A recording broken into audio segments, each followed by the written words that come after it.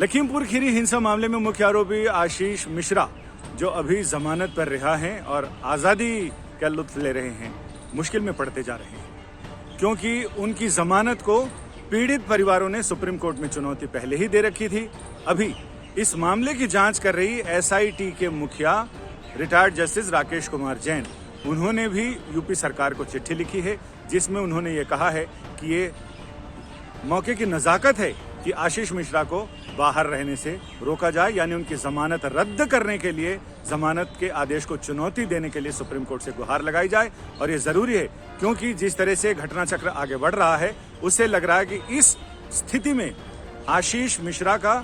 बाहर रहना इस मामले की जांच को प्रभावित कर सकता है और जो गवाह हैं उनको उन पर दबाव बनाया जा सकता है, उनको इन्फ्लुएंस किया जा सकता है। लिहाजा ये इस मामले की जांच के लिए ये सबसे जरूरी है कि मुख्य आरोपी को फिलहाल जेल के अंदर रहने दिया जाए। यानी इलाहाबाद हाई कोर्ट ने जिस तरह से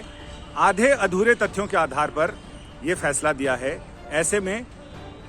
इसकी सुप्रीम कोर्ट में याचिका लगाना जरूरी है और इसकी जमानत को रद्द कराना बहुत जरूरी है। याचिकाकर्ताओं ने भी कहा था सुप्रीम कोर्ट से में अपनी याचिका दाखिल करते हुए कि जो जमानत दी गई है वो FIR के आधार पर दी गई है, क्योंकि जिस समय जमानत के लिए सुनवाई हुई थी उस समय तक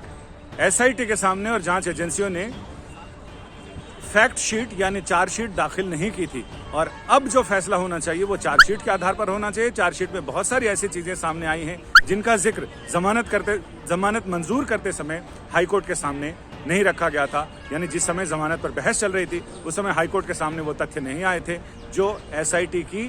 चार्जशीट में आए हैं। लिहाजा ये जरूरी है कि अब इस स्थिति को, बदली हुई परिस्थिति को ध्यान में रखते हुए, एक स्थिति तब थी जब चार्जशीट दाखिल नहीं की गई थी और एक स्थिति अब है जो चार्जशीट दाखिल की गई है, जिसमें जमीन आसमान का फर्क है। बहुत सारे तथ्य, बहुत सारे सबूत ऐसे सामने आए हैं जिनके आधार पर आसानी से ये कहा जा सकता है कि फिलहाल आशीष मिश्रा को जमानत पर रिहा करना इस केस के लिए, यानी न्याय की प्रक्रिया के लिए उचित नहीं होगा। ऐसे में सुप्रीम कोर्ट ने